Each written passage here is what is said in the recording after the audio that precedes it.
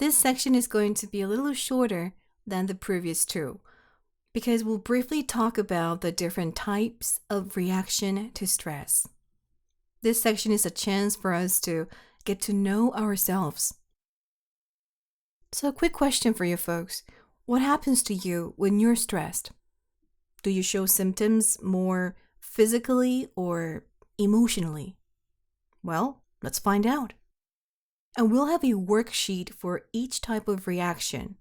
So whenever you get a chance, just feel free to download it and fill it out. You will find it under the resources tab. So it's going to be definitely time well spent. You see, time that's spent with yourself.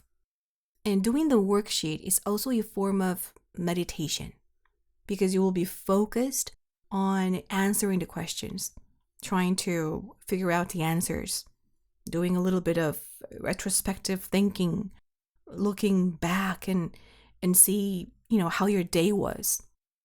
How do you normally react to stressful situations? What kind of reaction do you most likely show? And all this information is what ultimately will help you tackle stress in your own life. Because our window of tolerance is different for each one of us. We can say there are 4 different types of reactions to stress. We've got the one that happens inside our head.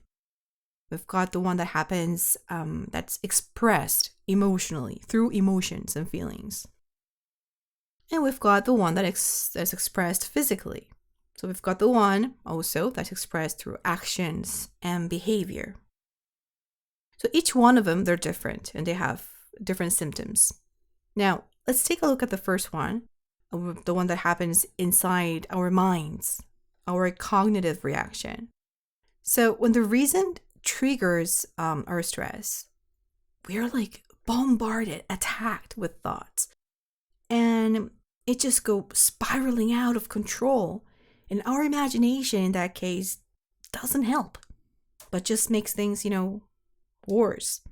So when we are bombarded or attacked with a train of thoughts, that's what we call a cognitive reaction to stress. Now, let's take a look at the one that happens through emotions or feelings. This is the second type. We're not talking about how you behave with emotions. It's more like what you feel. So some folks, when they get stressed, they tend to become pensive. They feel frustrated, despondent, or maybe just uncomfortable. Like there's something bothering you, but you just can't really put a finger on it. And some people might feel nostalgia. Some others they just feel lonely, or some others will feel, annoyed, sensitive. And you can tell it's not the usual type of loneliness. It's more intense. And some others start to feel hatred towards people, or, you might feel tense, scared. And we can't say people only show stress in just one way. I mean, it will definitely be a combination of different reactions. It can be, a bit of the cognitive reaction. It can be a little bit of the emotional type. But one will be more intense than the other, per se. You have a tendency to show, the stress reaction through emotions more intensely in comparison to the cognitive reaction type.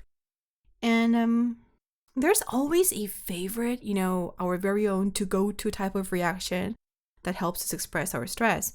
In my case, for instance, I'm a lot of emotions here and there. The funny thing is stress can be good sometimes when we get overly excited about something, when we get thrilled about something, and you're just stressed in a good way. But the big difference between these two is that obviously the good one does not leave us with a trail of health issues.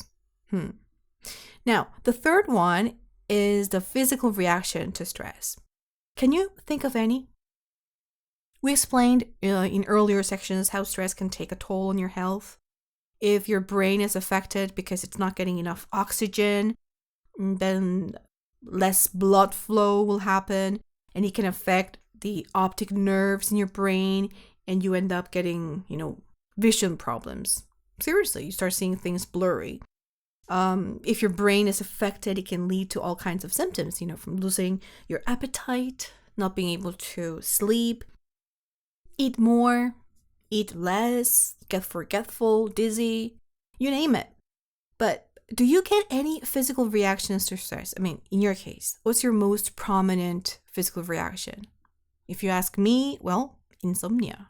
I can't sleep because of the train of thoughts, which leads to the feelings of, frustration and all that.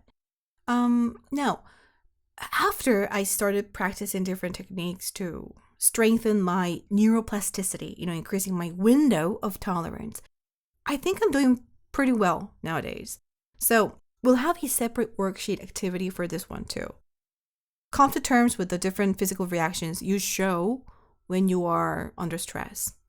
Okay, so we've got one more to go.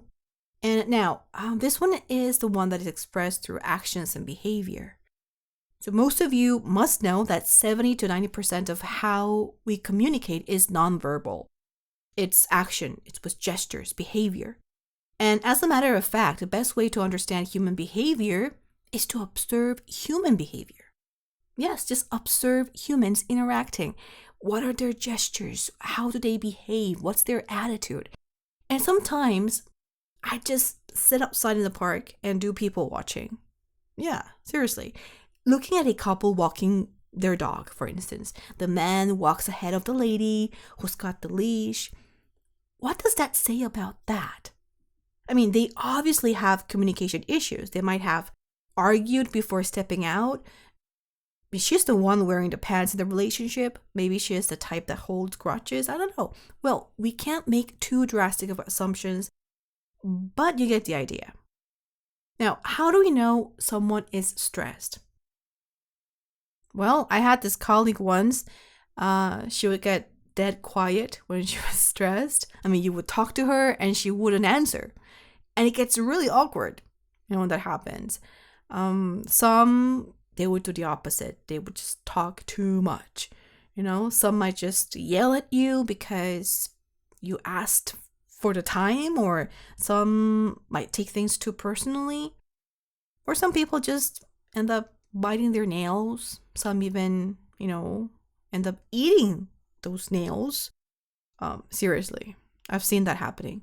And I remember there was this patient whom one of my professors was treating. And this patient would just bite her toenails. Yes, toenails. She had what we call the oncophagia. Thank goodness she didn't do it in public. But if you'd seen her toes, you would know that she's been, biting them. And those are extreme cases, but I bet you've seen folks biting their nails, right? I mean, fingernails. So more common actions or behaviors can be talking to themselves. That's one. Some others, like, myself, start cleaning everything. Some others might vent out writing on their journal, which is a good habit, by the way. And some others might just work out, exercise, which is another great habit. And others would just read, do the dishes, or take a shower, just to walk around back and forth. And this part as well has its own activity sheet, so I don't want you guys to forget to download it. Make sure to take time to fill it out. Don't do it in a rush. So make sure to do it taking your time, slowly, go through the questions one by one and give it a thought. Maybe 10 minutes. Yeah, 10 minutes I think is enough for you to go through the worksheet. And I want you also, to review your answers and see, if you have the tendency to react emotionally, or is it physically, or is it more about thoughts? If it's a combo of different types of reactions, then make sure to find out, which one has, a stronger intensity. And when you get to know more about yourself, that will definitely make it easier for you to control your stress and the symptoms and reactions that come with it.